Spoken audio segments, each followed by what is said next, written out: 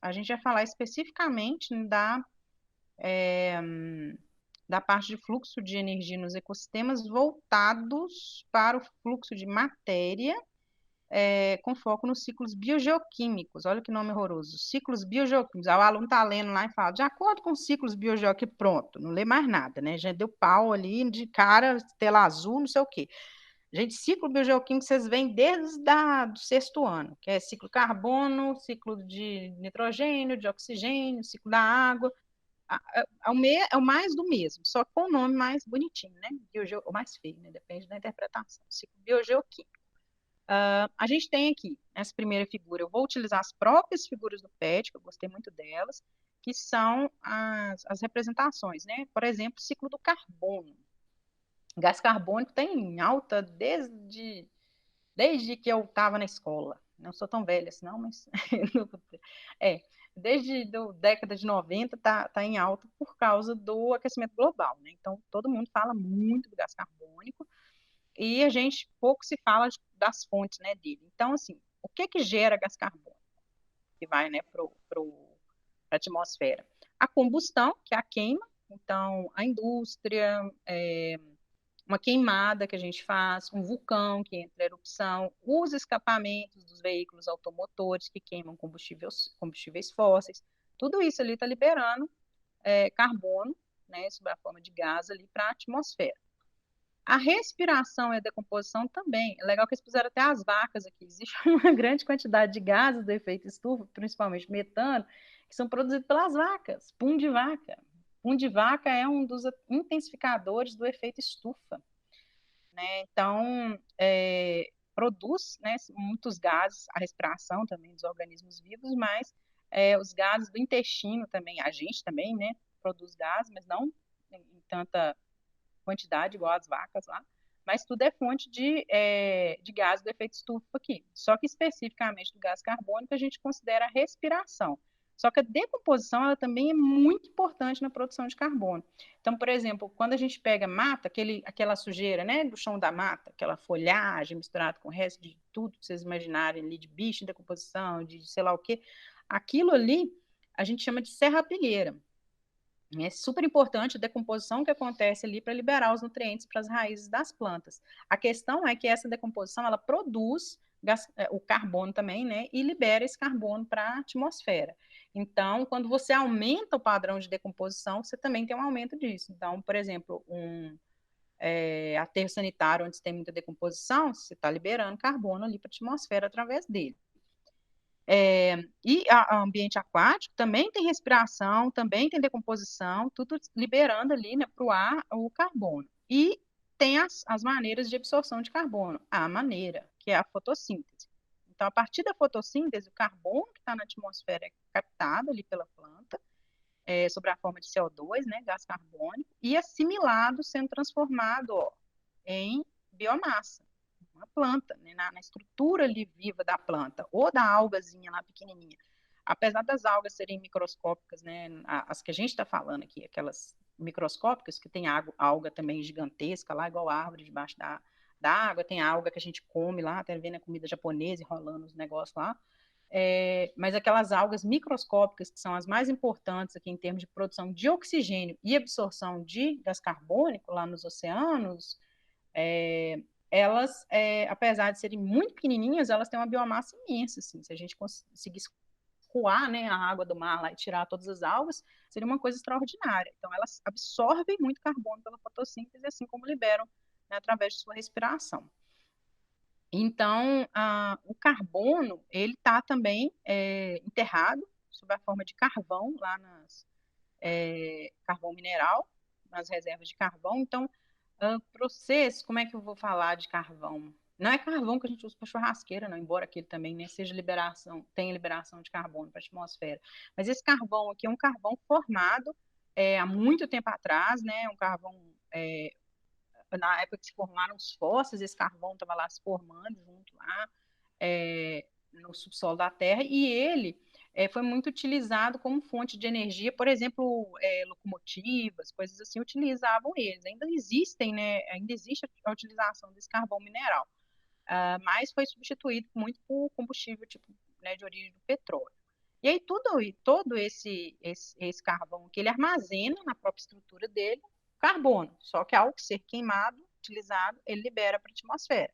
Assim como os derivados do petróleo, gasolina, diesel, liberam carbono para a atmosfera. E aí junta todo esse carbonaiada que a gente está liberando para a atmosfera, ela intensifica o que é natural, que é o efeito estufa. Ah, não, aqui não tem. Eu jurava que tinha imagenzinha do efeito estufa. Deixa eu achar algo aqui para representar para vocês. Efeito estufa. Aí, de vez em quando, as questões pegam um pouquinho de maldade, que é falar como se o efeito estufa fosse uma coisa ruim. Tem uma imagenzinha aqui que dá para usar. O efeito estufa, na verdade, ele é natural, né? Ele é causado aqui pela existência da atmosfera em volta da Terra.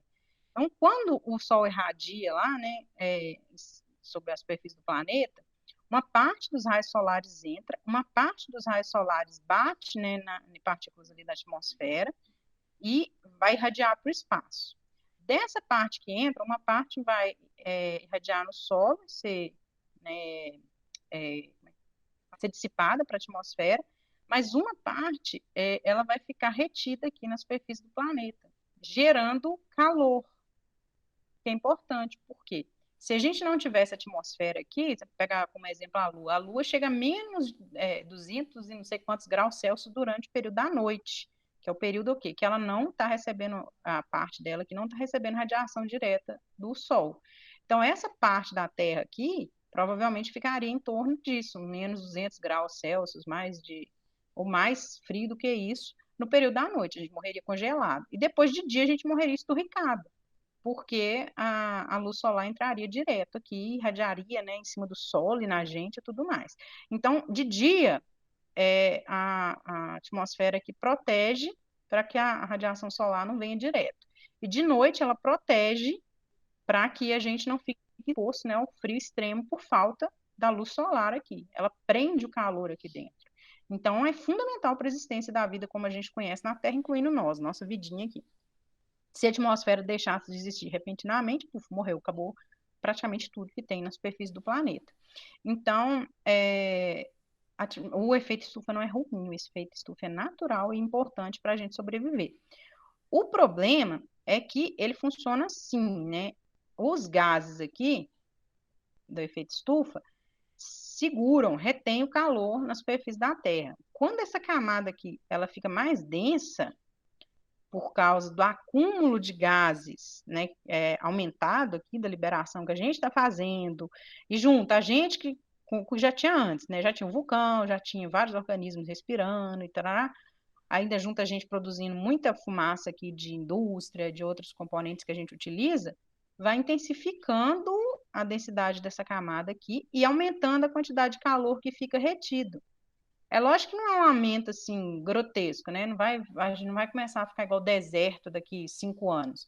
É um aumento sutil, mas esse aumento sutil ele altera o clima completamente. Então a gente já está vendo o exemplo disso. Esse ano nós temos risco de apagão em Minas Gerais. A seca em Minas Gerais, assim, está preocupando a CEMIG, está preocupando a Copasa e outras e prefeituras, né? Também que fazem, que às vezes não é a Copasa, mas é a própria prefeitura que recebe água, trata e disponibiliza para a população, todo mundo muito preocupado. Por quê?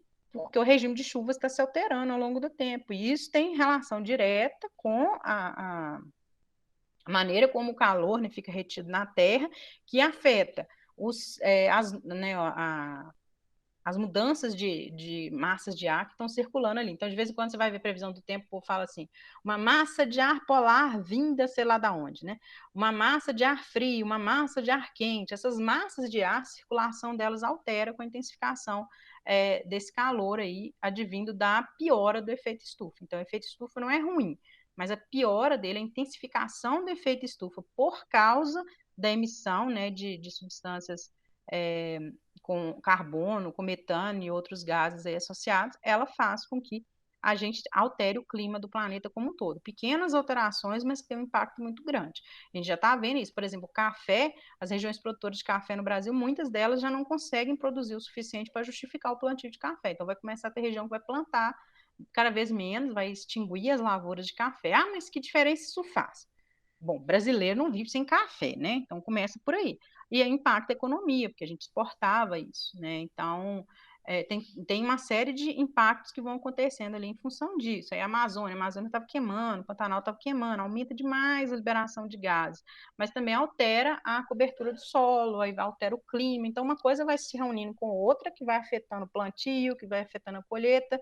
A gente não está nem podendo comer carne direito, porque a carne já está cara. Agora, imagine se chove cada vez menos, se a pastagem cresce cada vez menos, se o boi é produzido com cada vez mais dificuldade e ele fica mais caro e a gente já, o ovo de R$ 10 lá já não está funcionando mais, então tudo impacta a gente, mesmo que a gente não pense nisso diretamente. E essa questão do efeito estufa está impactando o mundo inteiro, né? A pessoa, aumento dos níveis da água dos oceanos, não sei o quê, isso é o de menos, não é uma preocupação para a gente que a gente nem vive no litoral, a gente tem que se preocupar mais diretamente, realmente, com a qualidade de vida, é o cotidiano mesmo, o alimento chegar às pessoas, as pessoas conseguirem sobreviver, e o clima também, né? Que pelo amor de Deus, e o clima começa a afetar até a transmissão de doenças. O aumento do calor, o aumento da temperatura, às vezes favorece a circulação de vírus, favorece a circulação de bactérias, o frio, né? Mais tempo frio, mais tempo seco, favorece a transmissão de outra doença, aí fica esses altos e baixos, né? Outro dia estava congelando, esses dias estão um calor danado. Tudo isso tem impacto direto na nossa qualidade de vida. Agora, indo para o ciclo da água, a gente já está cansado de saber o ciclo da água, vou resumir correndo aqui.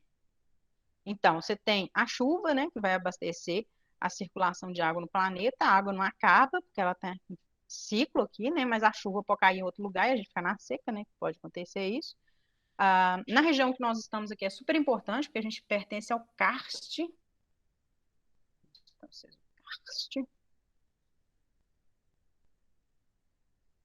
a gente está numa região super importante aqui, pertencemos como área de proteção ambiental do karst aqui da região, mas também somos um sítio Ramsar, que é como se fosse uma declaração assim do mundo de que a gente tem uma importância gigantesca aí para a manutenção de recursos hídricos no mundo. E isso por quê? Porque nós estamos na região de Cerrado aqui, né? Lagoa Santa está aqui, ó. A gente tem várias cavernas que acontecem aqui, né? Incluindo lá a gruta que vocês conhecem bem, o Parque Estadual do Sumidouro. Então, tem as lagoas também, que estão relacionadas ao karst. Então, acho que aqui da turma, todo mundo já deve ter ido na Gruta Lapinha. Se não foi, tem que ir, que é bem interessante. E essa região, a boquinha da Gruta da Lapinha lá. Então, são regiões formadas com solo com base calcária. Então, essa base calcária aqui do solo, ela permite a formação dessas lagoas. Por quê? Porque a água, com a matéria em decomposição nela, ela fica meio ácida. Vocês talvez estudem isso em química ainda, que é bem legal. E aí essa água ela vai escorrendo aqui nessas paredes calcárias e ao longo do tempo é como se fosse corroendo elas, desgastando elas. E aí ao longo de milhares, milhões de anos, isso forma bolsões abaixo do solo. E esses bolsões aqui abaixo do solo, eles são, deixa eu ver se vai aparecer aqui alguma formação isso aqui é bem legal, dá para ver, ó. Mas formando esses bolsões, esses buracos aqui abaixo do solo. Isso aqui está exposto, né? Mas no nosso caso aqui, está debaixo do solo, aqui em Lagoa Santa, né? Olha só. E isso impacta direto o ciclo da água. Por quê? Porque no solo de Cerrado, dessa região que a gente está aqui, a água infiltra, forma essas cavernas e, olha, tem sumidouros, né? Que são locais que rios ou lagoas, em vez dele desaguar e continuar o rio lá para o mar, ele enfia no buraco e some lá para o chão adentro. E circula debaixo, literalmente debaixo do solo.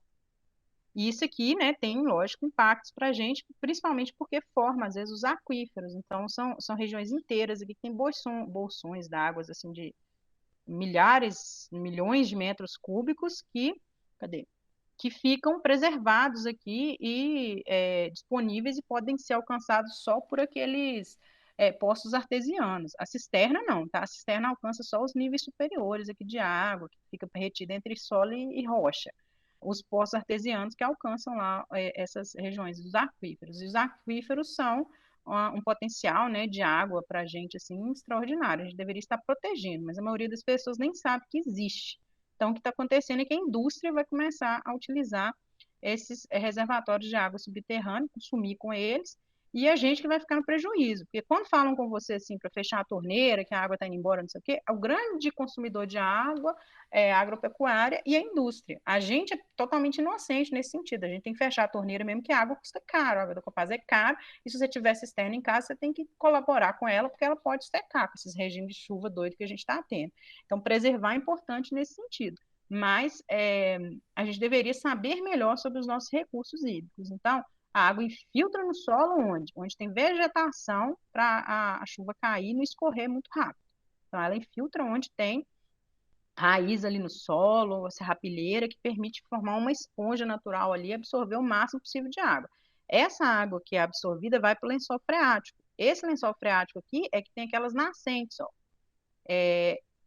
na base de serra, né, que a água fica escorrendo ali. Aquela água vem da chuva, né, e às vezes o próprio lençol freático que armazena uma grande quantidade de água e ela fica o ano inteiro correndo aqui. E aí, dessa água, né, que não ficou aqui, que escorreu, ela vai parar onde? Vai parar nas lagoas, vai parar nos córregos, nos rios, que vão seguindo até chegar no oceano. Chegou no oceano, vira água salgada, evapora, aqui também evapora, aqui também evapora, aqui também evapora, mas a superfície do oceano é importantíssima, né, para evaporação. As correntes de ar trazem essas nuvens carregadas que vão chover aqui de novo. E aí você pode ter neve, né, também misturada no meio dessa história aqui, não para a gente, né, mas você tem os países, né, que você tem temperaturas mais baixas, que há grandes quantidades de neve aqui estão armazenadas lá naqueles altos de montanha ou nas Antártidas da vida. Mas o importante para a gente de compreender aqui do ciclo da água é que pouquíssima dessa quantidade de água aqui é doce e pouquíssima dessa quantidade de água é potável, ou seja, é própria para o consumo. E aqui em Lagoa Santa a gente sofre muito disso, né? Outro dia mesmo aqui em casa estava sem barro na torneira, porque o abastecimento de água não é legal. Então, quando a gente passa por isso, que a gente vê o quanto que é importante. Até para você tomar banho, você fica meio desconfiado, porque barro sai de chuveiro. Você vai tomar banho com água mineral, porque aquela água ali vai mais te sujar do que te limpar. Então, a água potável, até para o banho, a gente acaba usando, porque é fundamental. A gente ter, né, limpeza, higiene no nosso cotidiano. E para tomar, para cozinhar, tem que ser uma água de fonte adequada, só que está tudo poluído. E pouquíssimo tratamento de esgoto para que esse esgoto seja tratado antes de cair aqui nos rios. E aí só deteriora. E ainda coloca um monte de hidrelétrica aqui no caminho, que só piora a situação, então o ciclo da água está todo prejudicado aí nesse contexto dele. E cadê?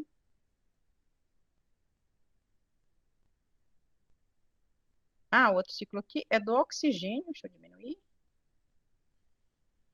O ciclo do oxigênio. Ah,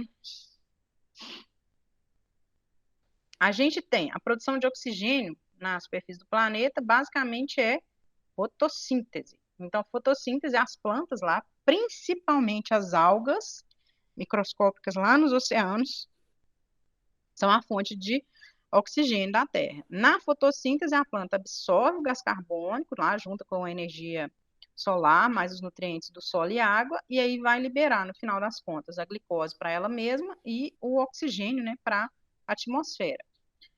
O que que consome oxigênio? A respiração consome oxigênio, a decomposição consome oxigênio. Então, o processo de decomposição que acontece aqui no solo, por exemplo, um fungo decompondo lá o cocô de vaca lá, o esterco, tudo isso aqui consome oxigênio. E a combustão também consome oxigênio. Então, por exemplo, sua casa pegou fogo. Aí você abre a janela e dana para abanar o fogo. Aí você está piorando a situação. Por quê? Porque você está jogando mais oxigênio no fogo. E para pegar fogo ali, o material precisa do oxigênio ou combustão, que é uma reação química que não acontece. Então, o que que você faz? Fecha o máximo possível de janela e abafa. Então, quando pega fogo, você não abana. Quando pega fogo, você cobre. Então, você joga o cobertor em cima, que é o que eles ensinam, né, nesses cursos básicos aí que os bombeiros fazem, por exemplo, de primeiros socorros. Então, você abafa, você tampa, porque você tampar o pouco fogo que começou ali, ele já consome o oxigênio que está disponível e pronto, acabou. Ele não vai continuar, porque não tem oxigênio ocorrendo.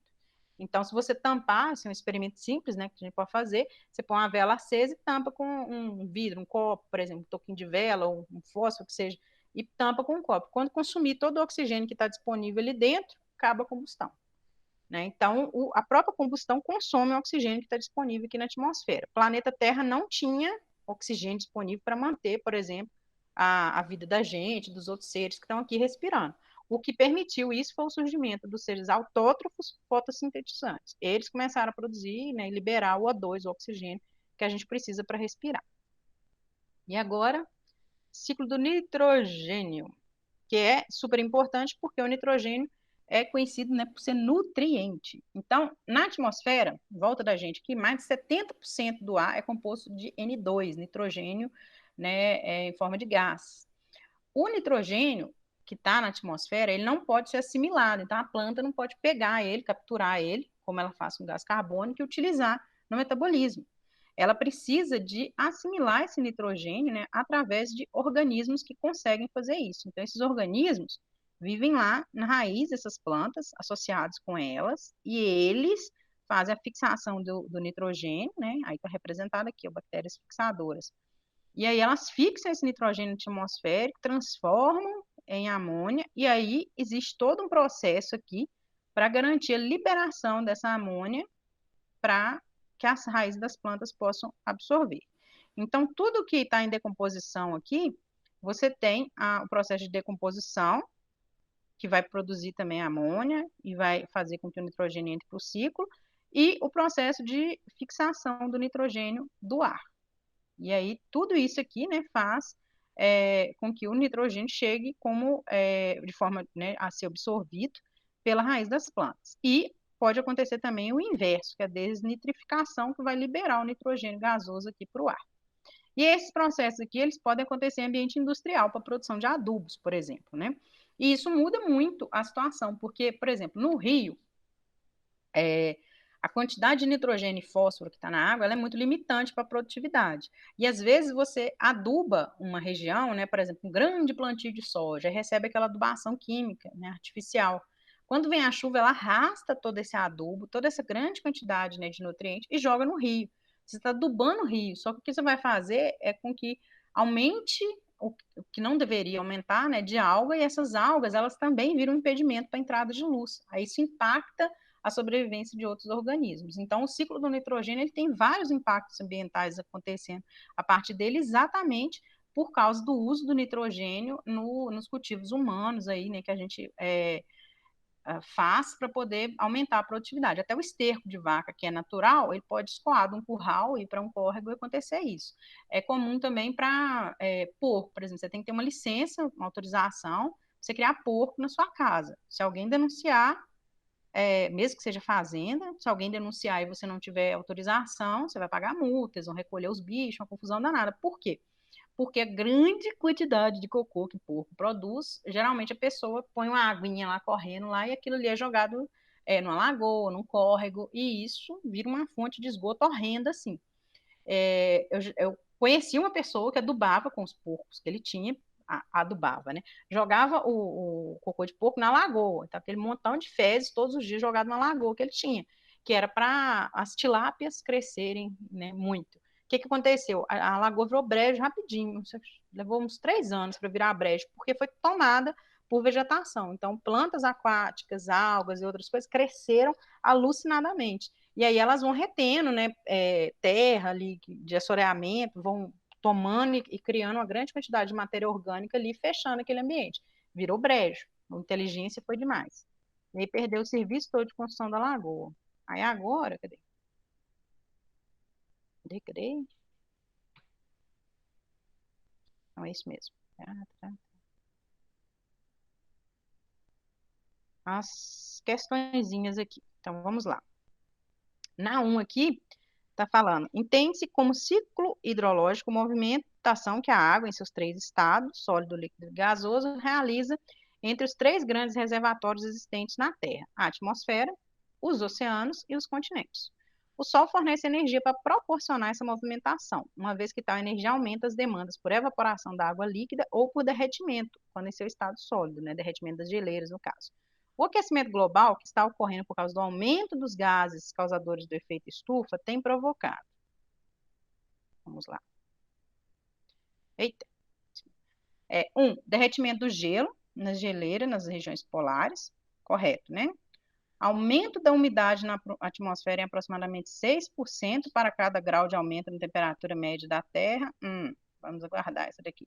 E 3, mudanças no regime climático das várias regiões, algumas ficando mais áridas e outras ficando mais quentes.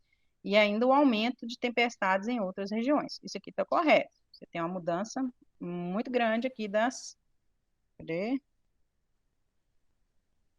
Das coisas aqui ao longo dos regimes de chuva aqui ao longo ai, gente, desses períodos, né, de observação do aquecimento global. Essa questão da umidade na atmosfera varia, mas dá para esperar aproximadamente. Então, vamos lá. O aquecimento global está provocando aumento dos níveis, né, do oceano, devido ao derretimento das geleiras. Vamos ver. Diminuindo nos últimos anos, mentira, né? Não está diminuindo nos últimos anos, está só piorando. Mudando o regime climático ao diminuir a umidade da atmosfera. Nós acabamos de ver aqui que ela aumenta. Assim, um número meio assim, mas ok, aproximadamente. Aqui está falando que ele diminui, não está diminuindo, está aumentando. Por quê? Porque aumenta o aquecimento, né, da Terra e aumenta a evaporação de água em várias regiões. Então, a umidade da atmosfera aumenta, provocando mudança no clima da Terra. E aí está esperando nos próximos anos a diminuição das tempestades. A interpretação de texto aqui, né, gente? Que em alguns lugares a gente tem aumento das tempestades. E principalmente porque intensifica os fenômenos de El Niño e Laninha, que fazem chover assim, migas, que enchente horrenda lá em alguns lugares da Terra, enquanto outros ficam na seca. Então, é o desequilíbrio e não a seca, né, que promove.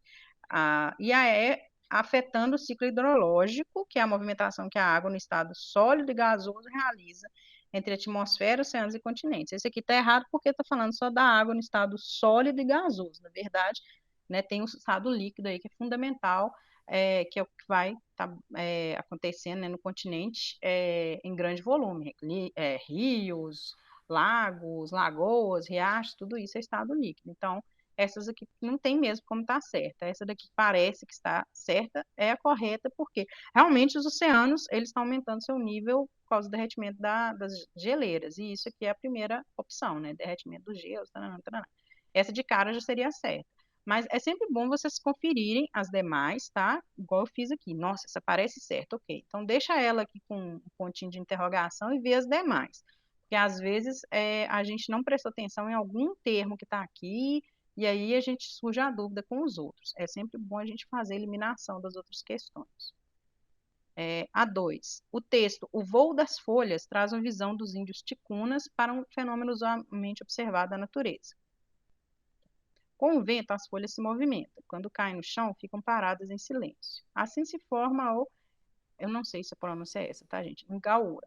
A engaúra cobre o chão da floresta, enriquece a terra e alimenta as árvores. As folhas velhas morrem para ajudar o crescimento das folhas novas.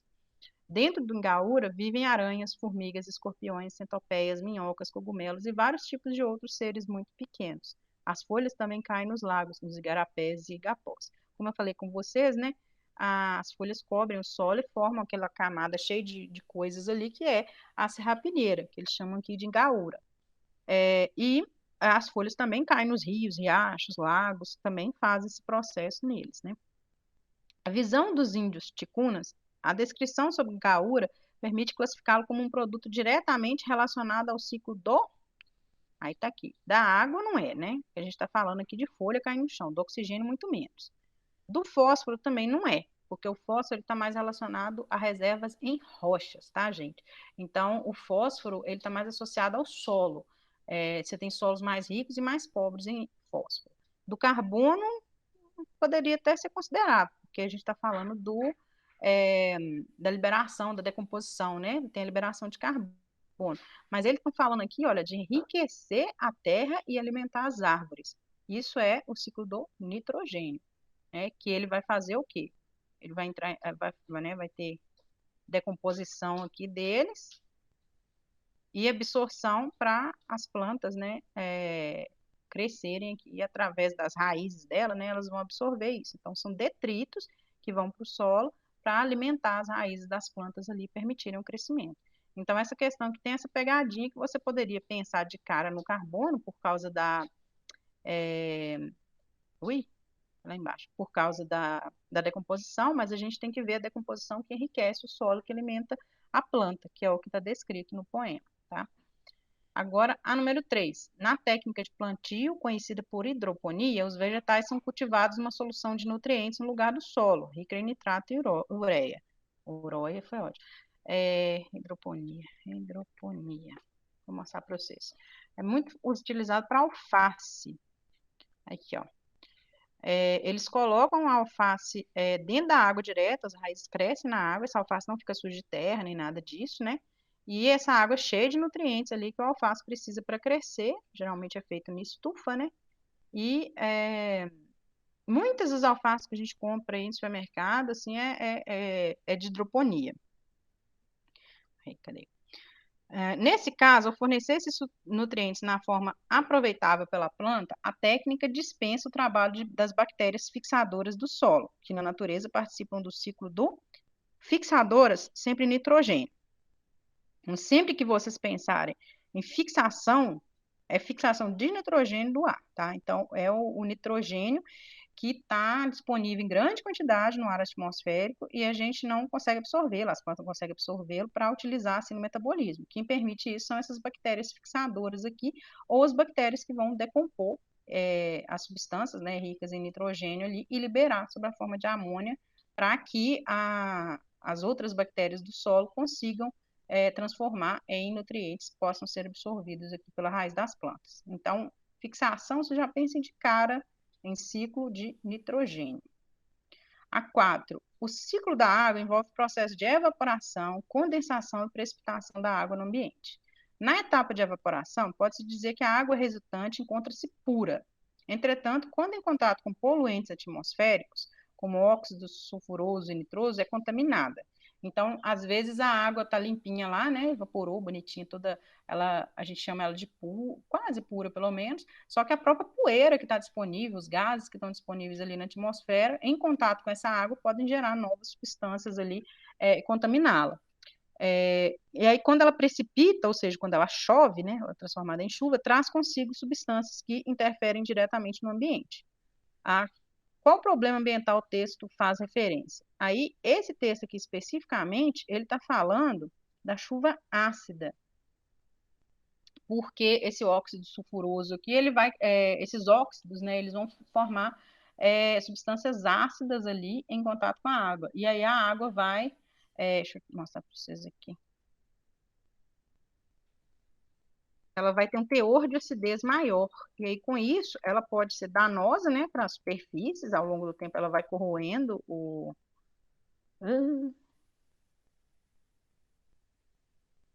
ela vai corroendo acho que vai ter uma fotinha aqui. Tem sim.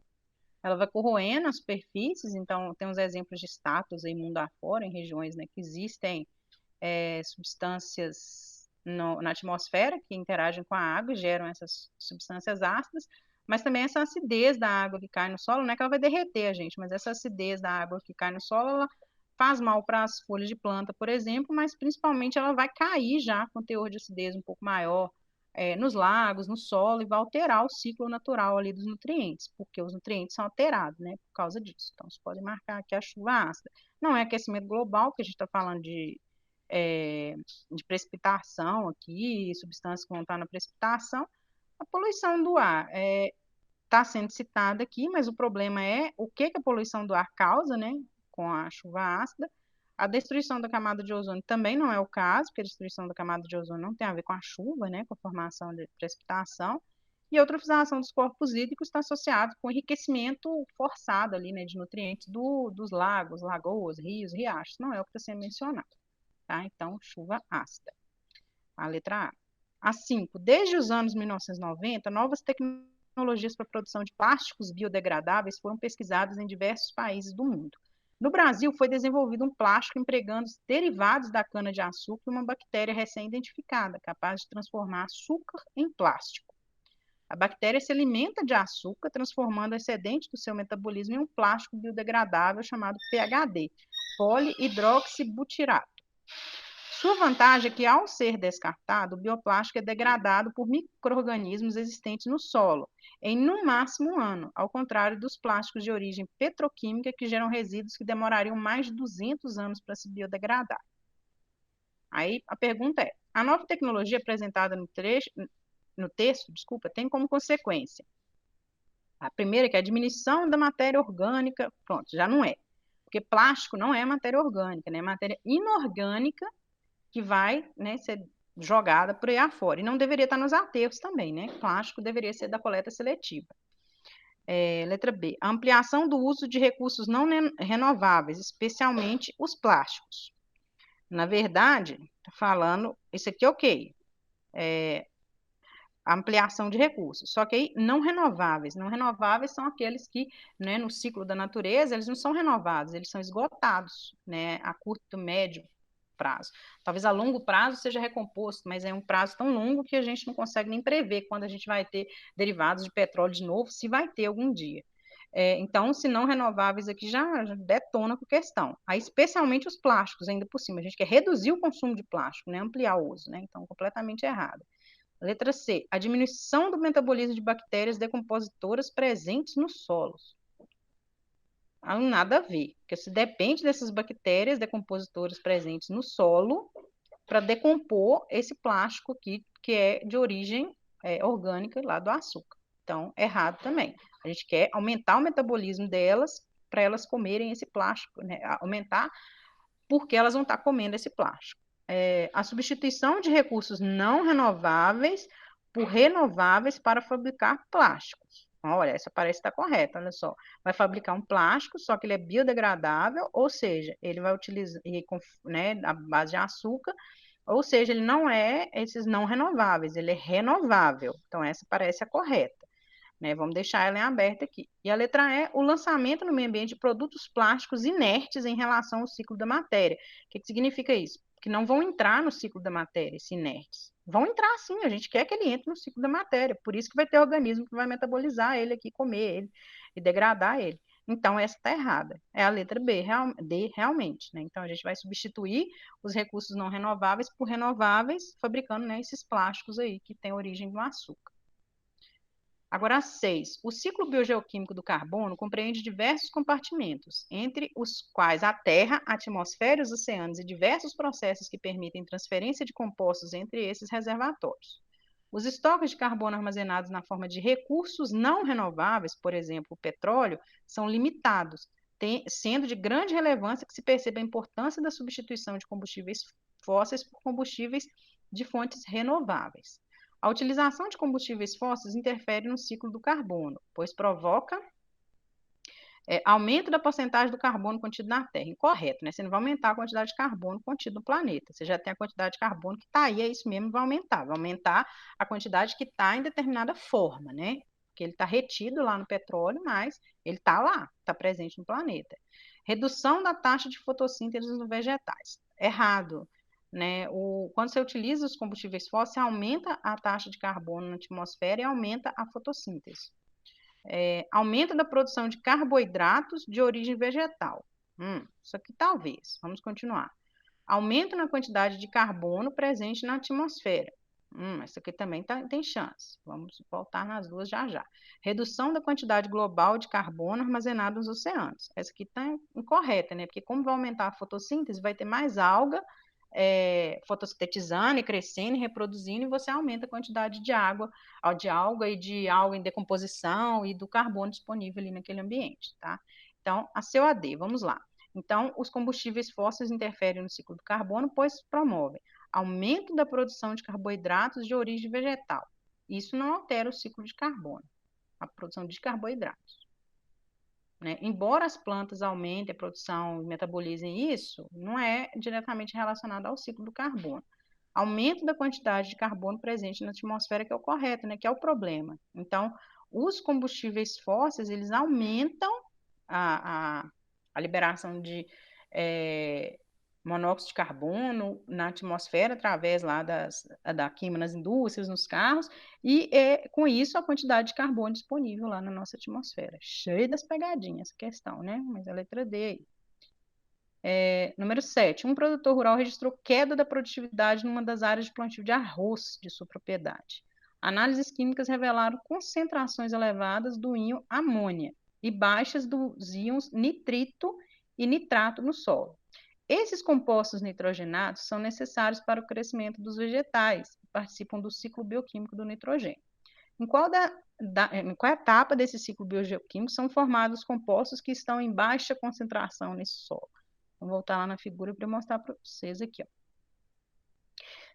Tá nessa fase aqui, lá o solo dele, tá cheio de amônia, mas está faltando nitrito e nitrato, porque ele não tem as bactérias de nitrosação ali, nitratação, que são as bactérias que vão produzir, né, esses íons para que eles possam ser absorvidos lá pela raiz das plantas. Então, vocês podem responder, né? Cadê?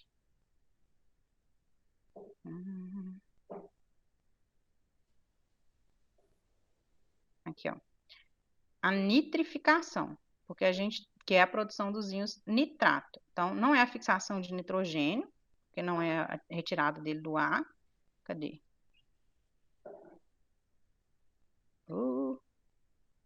Cadê? Aqui, ó. Não é a fixação, né, que seria esse aqui. Não é a desnitrificação, que seria a liberação dele, né, para a atmosfera. Seria o processo contrário, né, seria a perda dele aqui para a atmosfera, tá? Não é a amonificação, porque já tem amônia demais no solo. Cadê? Não é a assimilação também, que é a parte que ela vai absorver, é a nitrificação, que é a formação dos íons nitrito e nitrato, tá? Que não estão porcamente representados ali naquela imagem, mas é quando esses íons são transformados ali, né? A amônia é transformada nesses dois íons. E aí você pode ter como é que eu posso dizer, o processo aqui dividido, né, em etapas diferentes, porque o processo químico é meio demorado mesmo. Se vocês estudarem lá na parte de química, vocês vão ver isso. Mas normalmente a gente vê nesses ciclos representados como nitrificação mesmo, tá? Então, basicamente é isso.